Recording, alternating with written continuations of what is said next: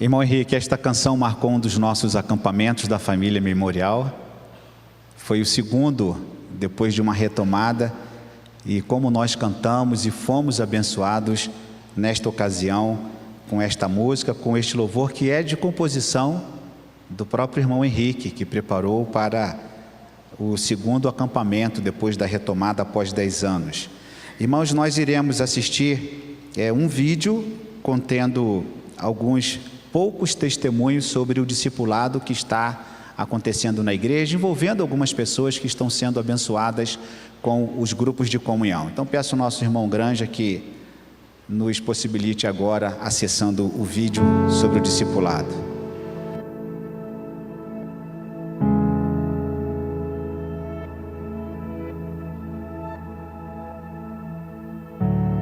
Olá, Igreja Memorial Batista, me chamo Bruno Torres, tenho 31 anos e conheci a Igreja Memorial em 2023.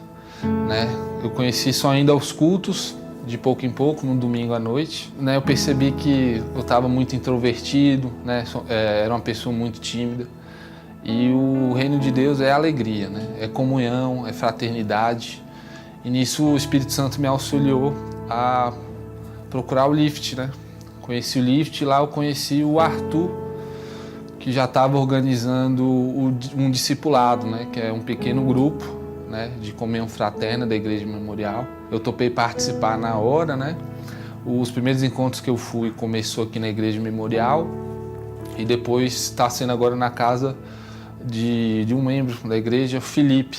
E lá a gente, como diria o Provérbios 27:17, ferro afia o ferro, o homem vai afiando seu companheiro, E lá a gente vai aprendendo sobre perdão, amor, fraternidade, e principalmente glorificando e honrando a Deus, Que acima de tudo Ele que nos deu essa capacidade, de nos dar ânimo para perseverar.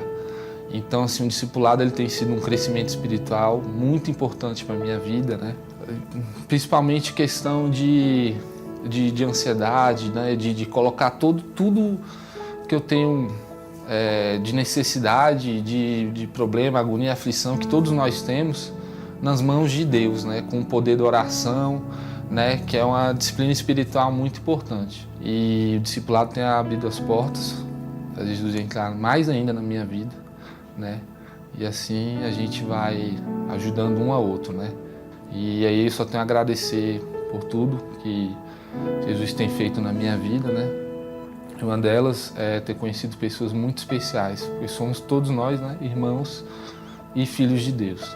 Então eu tenho a agradecer à igreja e a oportunidade que Deus está fazendo na minha vida. Meu nome é Gláucia. Meu nome é Alex. Nós estamos no PG, no pequeno grupo, desde novembro do ano passado, que eu posso dizer que ele tem sido grande bênção na nossa vida, na nossa família, principalmente porque é um grupo onde a gente pode compartilhar das nossas lutas, dificuldades e alegrias também, e isso faz com que os irmãos daquele grupo possam se aproximar e crescer juntos, na vida cristã, e esse apoio é muito importante, dentro da nossa igreja.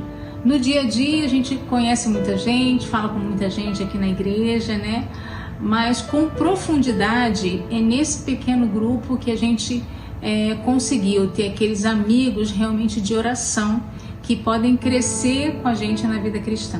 Então, irmãos, acho que nós não podemos perder esta oportunidade. A oportunidade de a gente crescer juntos, de estarmos juntos com irmãos em Cristo que estarão orando pela gente, que estarão se alegrando conosco das nossas vitórias.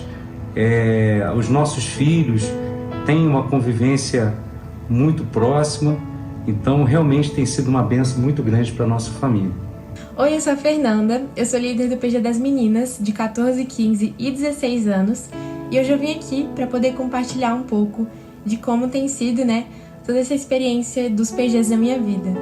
E para começar, eu acho que não existe uma palavra que descreva melhor do que bênção, porque de início não foi uma coisa que sequer passou pela minha cabeça de participar tão efetivamente dos PGs e muito menos de liderança, então assim, mas é uma experiência que me tem feito muito alegre e feliz, tanto de ter esse estudo profundo, né? Então essa seriedade e essa realmente uma imersão nos estudos e de querer buscar mais da palavra. E não só isso, como a comunhão. Então, de estar ali perto das meninas, da gente poder compartilhar como foi a nossa semana, como foi nosso dia, pedidos de oração, versículos e, enfim, ter todo esse momento de estudo e imersão, né, nos estudos juntas e de comunhão, que são duas coisas muito importantes, né? Então, é uma coisa que tem sido uma bênção na minha vida e eu tenho certeza que também pode ser bênção na vida de muitas outras pessoas. Eu sou muito grata realmente a tudo que Deus tem me proporcionado e de ter todos esses momentos, né, nas sextas-feiras de estudo e de poder fazer parte, né, de tudo isso. Olá, meu nome é Thaís, eu sou membro da Igreja Memorial Batista. Eu tenho participado do pequeno grupo da igreja e tem sido uma bênção maravilhosa poder aprofundar as amizades, conhecer melhor, né, as pessoas, orar uns pelos outros. Tem sido um refrigério durante a semana, aprender mais sobre a palavra de Deus, incentivando uns aos outros. Tem sido realmente assim, um fortalecimento da minha fé e aprendizado. Tem sido realmente assim uma aproximação da palavra de Deus, das pessoas, né? Esse relacionamento entre as pessoas é muito importante. E eu acho que o pequeno grupo tem sido um local muito bom para isso.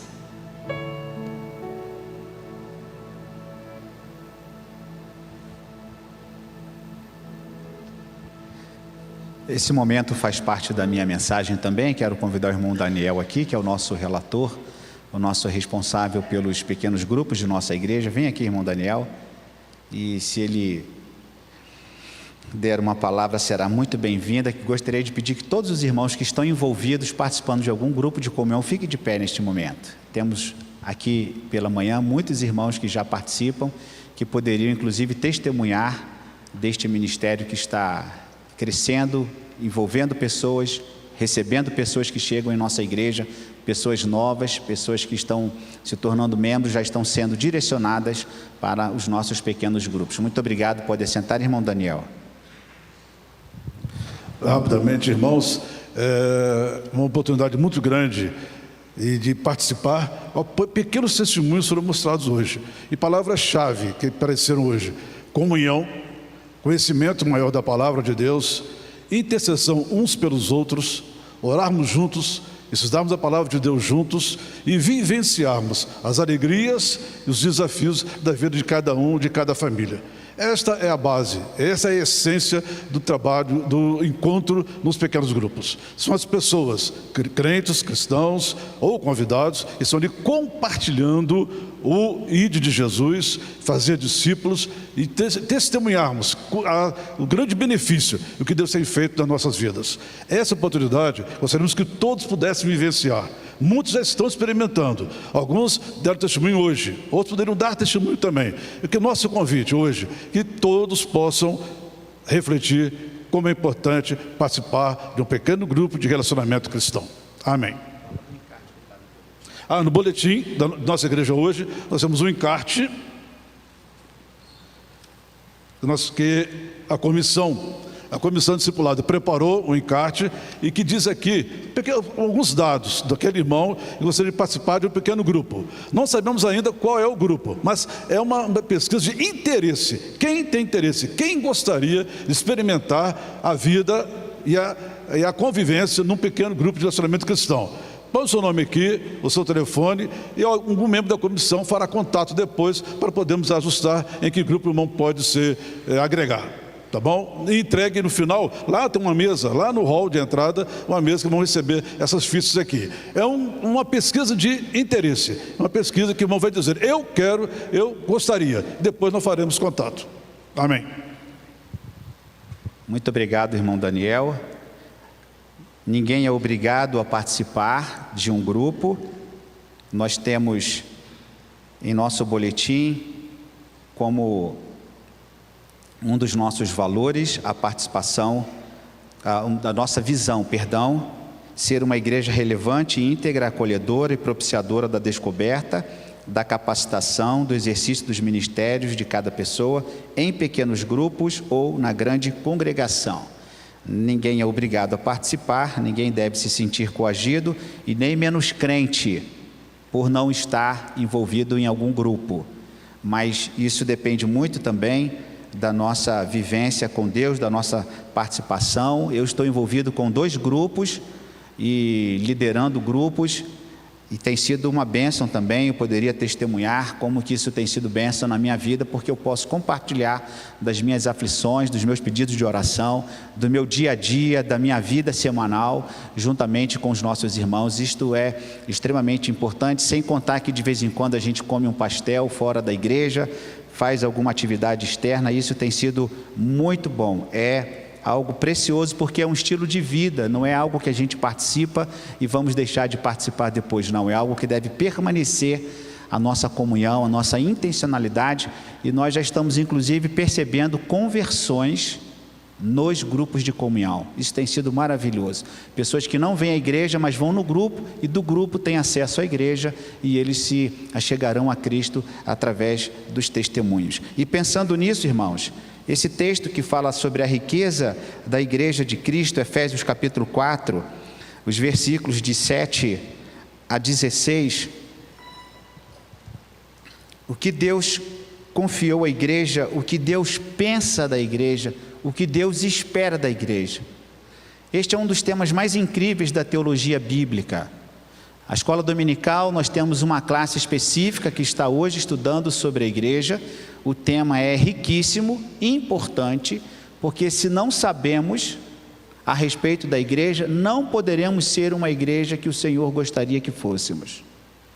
É importante saber o porquê existimos como igreja, porquê a existência da igreja na sociedade, inclusive, qual o objetivo da igreja, por que a igreja existe, quais as ações da igreja, o que Deus espera da sua igreja.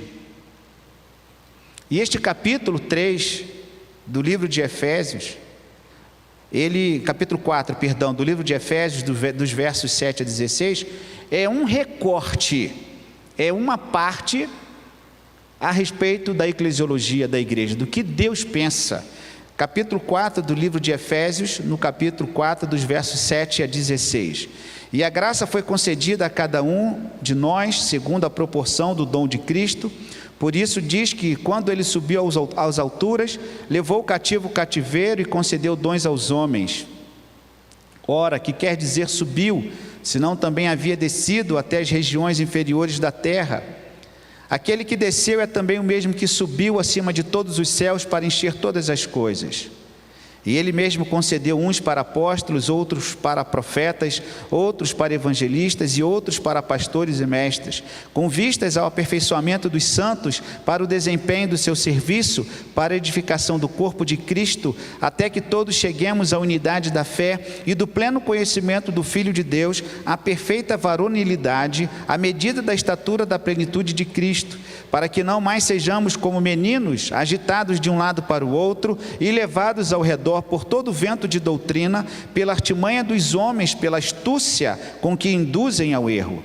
Mas, seguindo a verdade em amor, cresçamos em tudo naquele que é a cabeça, Cristo, de quem todo o corpo bem ajustado e consolidado pelo auxílio de toda a junta, segundo a justa operação de cada parte, efetua o seu próprio aumento para a edificação de si mesmo em amor. Até o verso 16. A riqueza da igreja de Cristo. É importante perceber o que Deus espera, o que Deus pensa e o que Deus gostaria que nós nos tornássemos. Através da igreja, pela igreja, para que a igreja... E aqui eu faço uma observação, pedindo que o irmão veja no capítulo 3, na mesma página aí, talvez da sua Bíblia, do capítulo 3 de Efésios, o verso 10, para que o irmão perceba a abrangência e, vamos dizer assim, o que Deus espera e como que Deus capacitou a sua igreja. Efésios 3, o verso 10, para que pela igreja a multiforme sabedoria de Deus se torne conhecida agora dos principados e potestades nos lugares celestiais. Deus espera muito da sua igreja, Ele investiu na sua igreja. Assim como nós temos no Antigo Testamento Deus iniciando a família, o Novo Testamento Deus já com as famílias, e por isso os pequenos grupos nas casas, Ele inicia a sua igreja, Ele inicia o seu povo segundo o Novo Testamento. E Ele então constitui um povo, e este povo, pela sua igreja, Ele realizaria todas as ações a partir dos dons e ministérios concedidos a estes crentes, pertencentes a esta igreja. Irmãos, esta palavra aqui é muito forte, Efésios 3, verso 10, para que pela igreja a multiforme sabedoria de Deus se torne conhecida. Que responsabilidade nós possuímos atentando e atendendo este verso, pela igreja. A importância da igreja e a sua relevância na sociedade. Ele não está dizendo aqui pelo governo, pela escola, ele não está dizendo aqui pela família, não está dizendo aqui pelos grupos sociais que existem. É como se ele estivesse depositando as suas fichas e confiando o seu trabalho, confiando o seu propósito, confiando a continuidade do trabalho de Cristo com os seus discípulos, com a igreja. E o livro de Atos é testemunha disso. Deus espera que hoje continuemos esta obra iniciada em Atos. A obra de Deus nunca parou. E ela precisa continuar, lutando contra as potestades, contra as hostes infernais, contra os poderes das trevas que aprisionam as pessoas. É a igreja que tem a palavra da libertação, a igreja que tem a palavra da restauração, é a igreja que tem esta palavra que transforma corações, como nós vimos nestes testemunhos a respeito do discipulado. E como, de que maneira Deus realiza isso? Através das capacitações espirituais denominadas dons. Nós somos os braços, as pernas do Senhor. O Senhor continua operando em nós através da sua igreja, quando nós nos colocamos como instrumentos do Senhor para abençoar a vida das pessoas. Como que Jesus iniciou o seu ministério e como ele deu continuidade? Através da participação de cada pessoa. Então a igreja precisa responder a este chamado. Não podemos ser apenas uma igreja de espectadores e aqueles que estão vendo as coisas acontecerem. Mas nós precisamos, como igreja, uma vez parte desta igreja, estarmos unidos neste propósito, e eu quero destacar em primeiro lugar aquilo que o verso 11 nos diz, exemplo de alguns dons ministeriais. Veja comigo o verso 11 do capítulo 4. O verso 11 do capítulo 4, respondendo à primeira questão, à primeira indagação, exemplo de alguns dons ministeriais, ele aqui nos apresenta como resposta a concessão de dons para algumas pessoas específicas dentro da obra do ministério, a saber, os apóstolos, os profetas, os evangelistas e pastores e mestres, para citar apenas alguns, que naquele tempo estavam sendo percebidos. Eles exerciam o dom do apostolado, que obedeciam a 3 critérios, pelo menos, que autentificavam o dom do apostolado. Em primeiro lugar, terem sido testemunhas oculares de Cristo, terem visto, vivido, estado com Cristo. E, em segundo lugar, aqueles que estiveram no tempo e no momento da ressurreição e puderam perceber de fato a ressurreição de Cristo.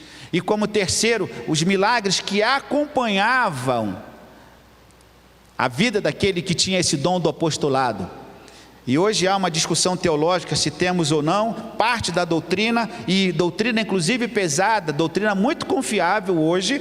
Parte desta doutrina entende que nós não temos mais os apóstolos, por nós não termos pessoas que conviveram pessoalmente com Cristo, não testemunharam da sua ressurreição, e milagres que não acompanham e não autenticam a veracidade do apostolado. Mas temos os profetas, aqueles que lá no Antigo Testamento também desempenhavam algumas funções de prever o futuro, de falar sobre o futuro, mas também não apenas isto, de falar sobre os oráculos de Deus, de transmitir a palavra de Deus. E no Novo Testamento nós encontramos esses profetas, aqueles que proclamam a palavra de Deus, aqueles que falam da palavra de Deus, acompanhados seguidamente dos evangelistas, que eram aqueles que tinham a responsabilidade e o dom de falar, compartilhar e de evangelizar. E nós temos no Novo Testamento, no livro de Atos, Filipe, por exemplo, o evangelista, não o Filipe apóstolo, mas outro Filipe.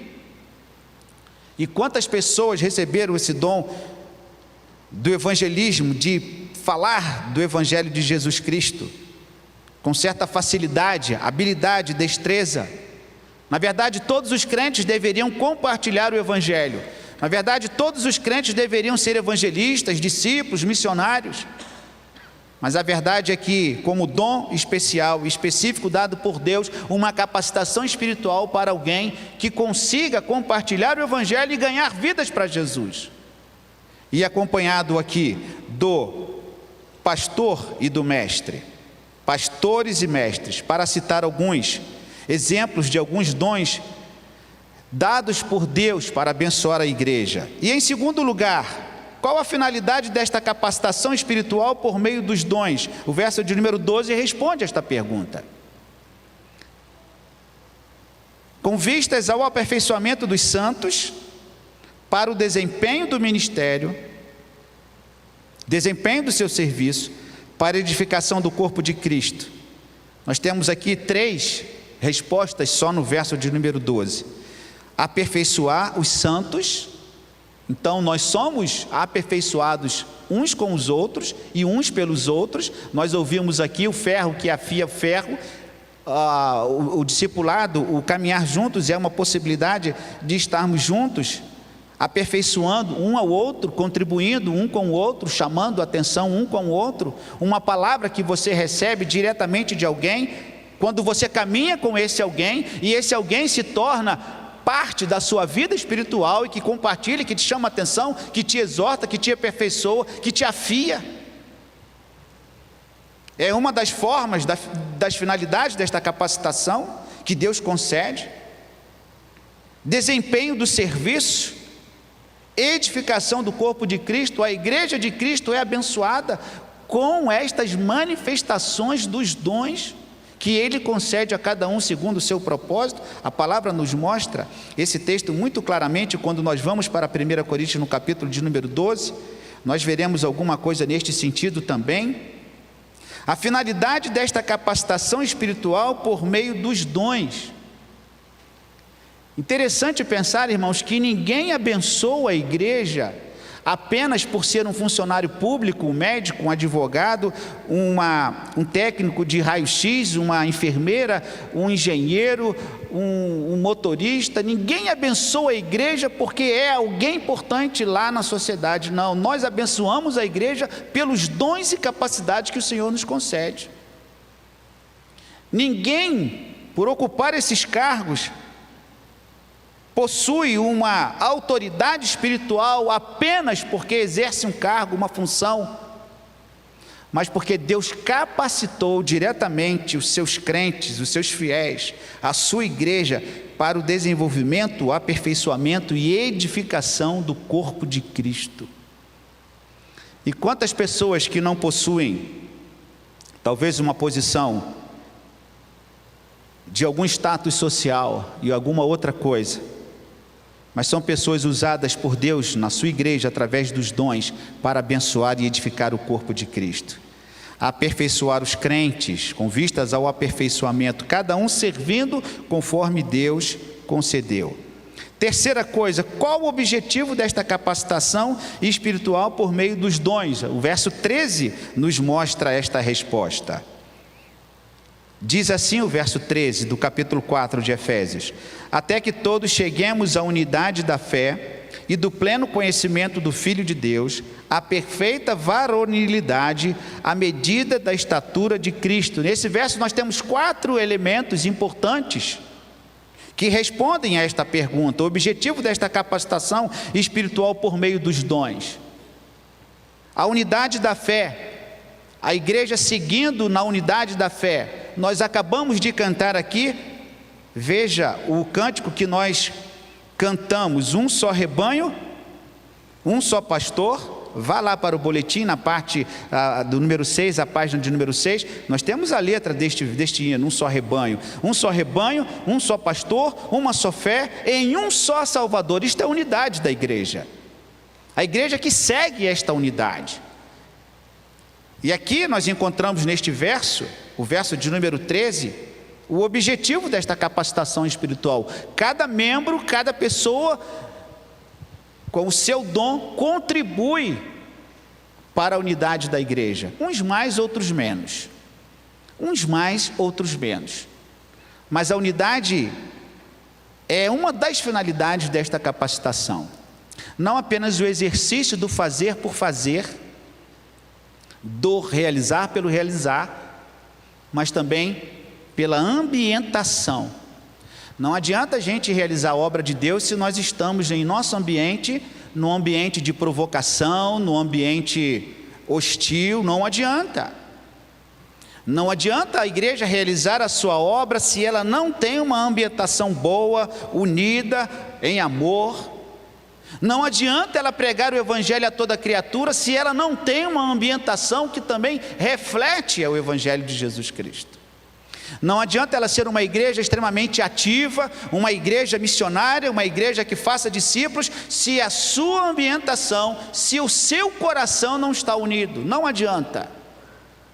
Nós estaremos jogando palavras ao vento, iremos querer transformar pessoas lá fora, quando na verdade nós precisaremos, em primeiro lugar, de sermos transformados. É muito importante isso, que saibamos em primeiro lugar que uma vida com Deus é uma vida que em primeiro lugar deve transformar o meu coração. E nós encontramos aqui este objetivo, a unidade da fé. O próprio verso 13 continua: conhecimento do Filho de Deus. A igreja, através dos dons, e nós vimos aqui claramente, através dos nossos professores, esses que possuem o dom do ensino, são mestres que compartilham, que ensinam, que estudam a palavra de Deus, que possuem a capacidade de reter conhecimento, que possuem a capacidade de transmitir conhecimento, mas com uma diferença: a capacidade de transformar vidas através do conhecimento que tem. Porque transmitir conhecimento sem ter vida transformada também de nada vale. Não adianta querer transformar a vida do outro com o conhecimento que eu tenho, se eu não estou sendo transformado pelo conhecimento que eu detenho. O conhecimento deve transformar em primeiro lugar a minha vida.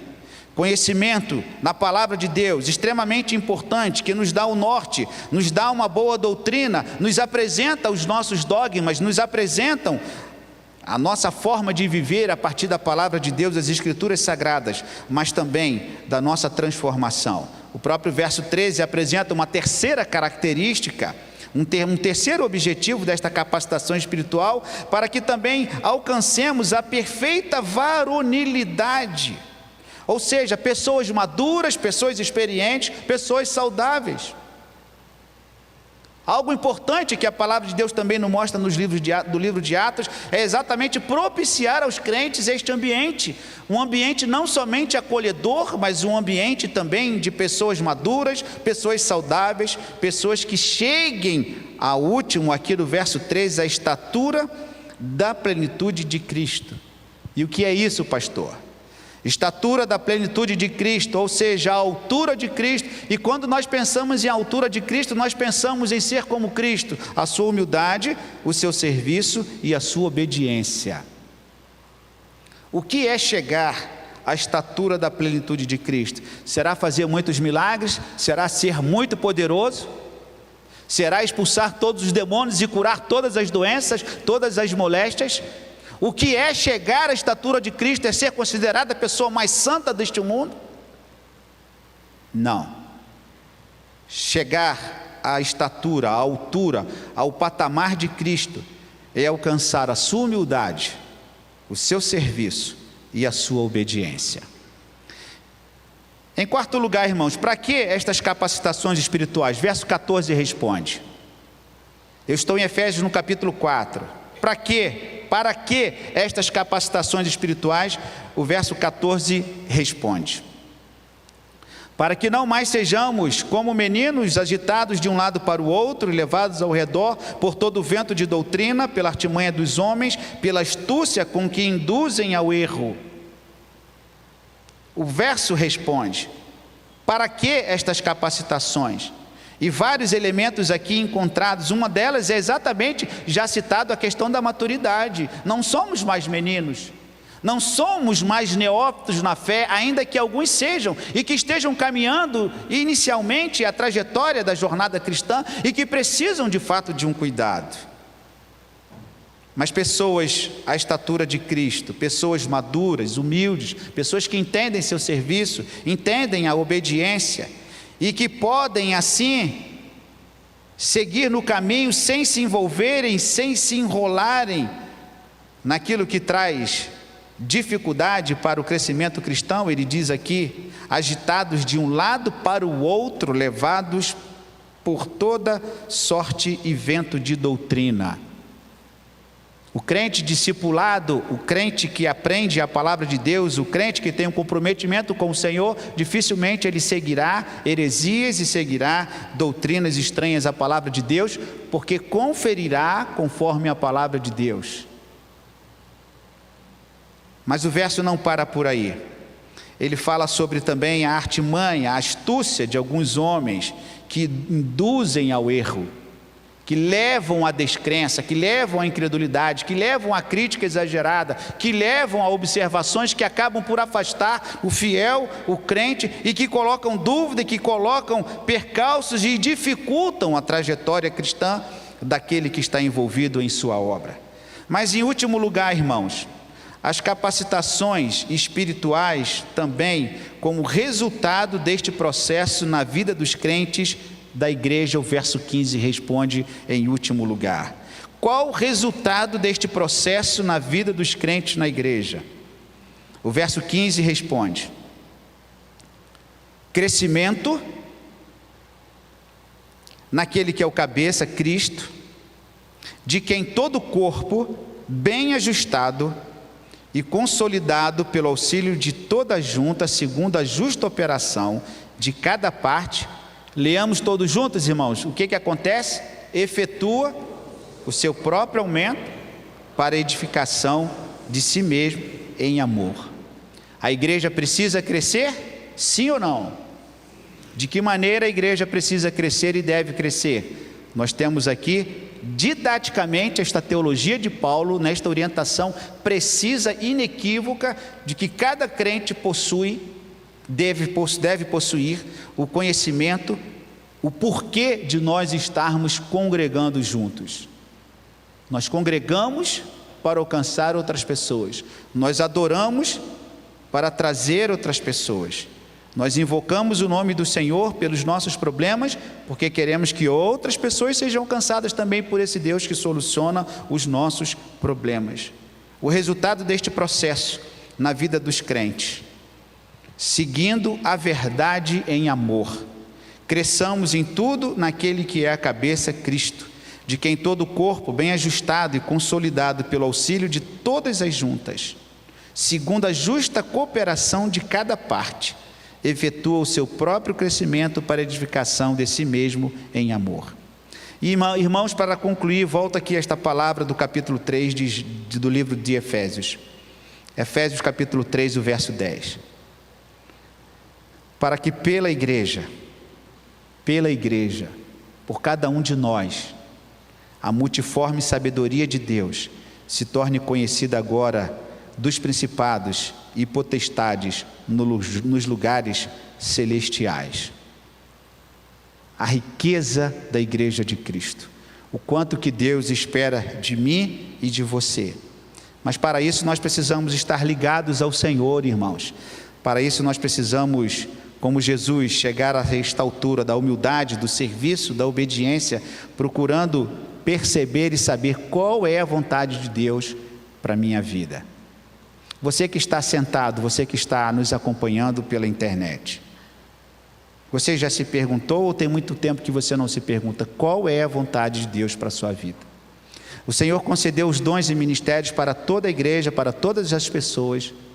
É bem verdade que Ele escolheu alguns especificamente para algumas obras específicas do ministério, mas Ele concedeu dons a toda a igreja, para que a igreja exerça o ministério concedido pelo Senhor.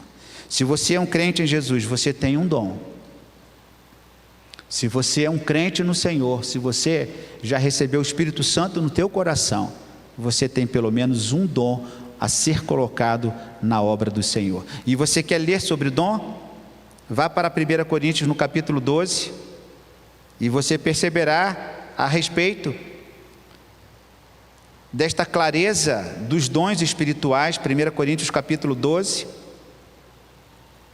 a palavra do Senhor nos mostra aqui, 1 Coríntios no capítulo 12, a partir do verso 4, nós temos algumas relações, algumas citações, que já naquele tempo, no livro de Atos, os discípulos foram capacitados pelo Espírito Santo para o exercício. 1 Coríntios 12, verso 4, ora, os dons são diversos, mas o Espírito é o mesmo.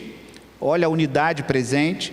Há também diversidade nos serviços, mas o Senhor é o mesmo. Olha a unidade do Senhor entre nós, mesmo havendo diversidade nos serviços, cada um trabalhando na sua área, especificamente sendo capacitado por Deus para o exercício específico daquela obra. Verso 6, e há diversidade nas realizações, mas o mesmo Deus é quem opera tudo em todos. A manifestação do Espírito é concedida a cada um visando a um fim proveitoso, porque a um é dada mediante o Espírito a palavra de sabedoria, e outro, segundo o mesmo Espírito, a palavra do conhecimento, e outro no mesmo Espírito a fé, a outro no mesmo Espírito dons de curar, e a outro operações de milagres, a outro profecia, a outro discernimento de espíritos, a um variedade de línguas, e a outro capacidade para interpretá-las, mas um só é o mesmo Espírito. Ele realiza todas as coisas, distribuindo-as como lhe apraz, a cada um individualmente. E aqui ele não está dizendo para Davi, para Francisco, para Neander, para Henrique, não. Ele está citando você e eu. Todos nós, crentes em Jesus, nós recebemos uma capacitação espiritual para realizar a obra do ministério. E qual o resultado? A igreja do Senhor cresce, a igreja do Senhor alcança. Por quê? Porque pela igreja o Senhor realiza a sua obra hoje. E nós nos alegramos, meus irmãos, porque é um privilégio participar da igreja de Cristo. É um privilégio contribuir com a igreja de Cristo para a transformação de vidas. Esses testemunhos que nós ouvimos, a ação de Deus através dos ministérios da igreja. Vidas que se convertem, vidas que vão sendo transformadas a cada dia, pela ação, não apenas desta igreja, mas das igrejas, principalmente aquelas igrejas que possuem estas características que eu escrevi aqui em minha pastoral. Convido você para ler em casa estas 10 características da igreja verdadeira. Pense sobre isso, reflita sobre isso. Muito interessante poder compartilhar com os irmãos 10 características de uma igreja verdadeira, e você poderá também ser abençoado compartilhando com outras pessoas. Portanto, meus irmãos, a riqueza da igreja de Cristo, algo precioso para o nosso tempo, o nosso compartilhar, o nosso envolvimento com pessoas. E ontem à noite, quando nós, tanto na tarde quanto à noite, e aqui vai um testemunho, nós recebemos muitos visitantes ontem na festa dos estados. Muitos visitantes, inclusive pessoas aqui da região, porque a igreja abriu as suas portas para receber convidados, pessoas que aqui vieram, e até 2:30 da tarde tinha comida, e quando a comida acabou foi quando a chuva começou a cair, mas nós já estávamos felizes, contentes e satisfeitos, e a recepção, ela pôde catalogar, escrever o nome de muitas pessoas que aqui vieram, recebendo um presentinho, um pão diário para a leitura.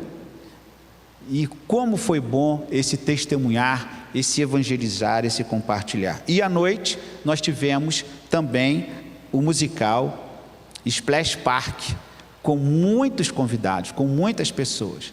Eu creio que, eu não vou dizer a porcentagem, mas o número de visitantes foi infinitamente maior. E nós repetiremos hoje este musical lá no Heber Vasconcelos. E nós gostaríamos que você participasse, que você viesse. não apenas para prestigiar as nossas crianças, mas também para adorar ao Senhor e perceber este musical tão importante que tem uma mensagem muito impactante. Ministro Henrique, compartilhe aquele testemunho da conversão que você falou comigo e a gente chega ao final da mensagem desta manhã. Nós tivemos uma senhora ontem que estava então participando do musical. Ela é a esposa de um pastor, é tia da esposa de um pastor que não é daqui de nossa igreja. E eles estavam há anos orando pela conversão desta senhora. E ontem o Espírito Santo tocou no coração desta senhora, pastor. Aqui no musical infantil, Deus falou fortemente com ela e ela entregou a sua vida a Jesus. E Deus usou a vida de nossas crianças. A ação do Espírito Santo ontem foi muito forte na vida de várias pessoas, inclusive de nossas crianças que aceitaram a Jesus. Mas ficou esse detalhe desta senhora, porque o testemunho que a sobrinha dela deu foi: nós estamos muito impactados, porque nós não esperávamos em que ela entregasse a vida a Jesus aqui no musical infantil. Mas Deus age também até através do musical infantil, não só em nossos cultos. E Deus agiu através da vida de nossas crianças. E para a glória dele, mais uma vida se converteu. E eu percebi também muitos irmãos da igreja que trouxeram visitantes não crentes, e inclusive alguns me apresentaram. Nós estamos alcançando outras pessoas com o testemunho de alguns irmãos que trazem visitantes, vizinhos, colegas de trabalho, que convidaram. Deve ser uma prática nossa da igreja, convidar pessoas para que Jesus Cristo fale ao coração delas através do Espírito Santo. Irmãos, como última palavra nesta manhã, a nossa secretaria da igreja pede que falemos sobre o ponto de número 3 dos nossos avisos. Por favor, abra o seu boletim a página de número 3. Página de número 3 do nosso boletim. O aviso de número 3. A campanha Mutirão de Dados.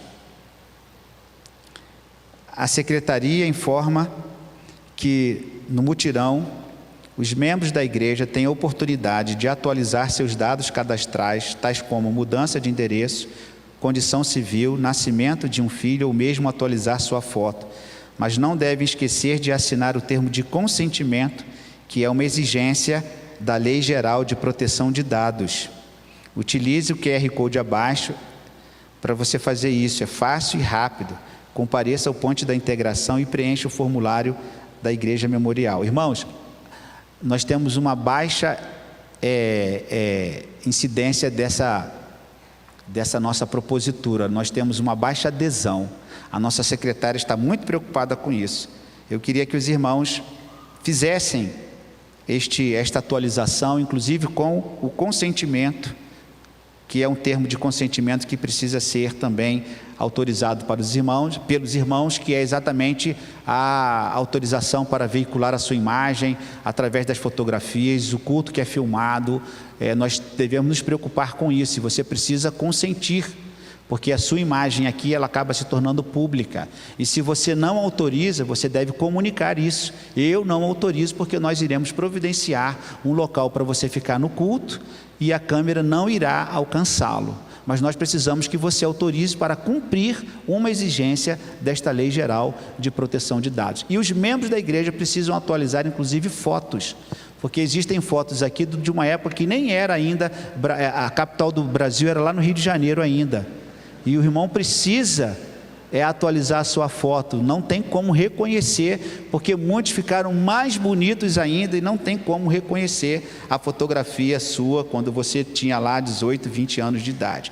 É preciso fazer esta atualização importante com os telefones e com os dados para a nossa secretaria. Ela me pede que falemos sobre isso. Irmãos, vamos então chegar ao final deste culto, assim cantando, fiquemos todos de pé e cantemos comunhão e logo após a oração e bênção.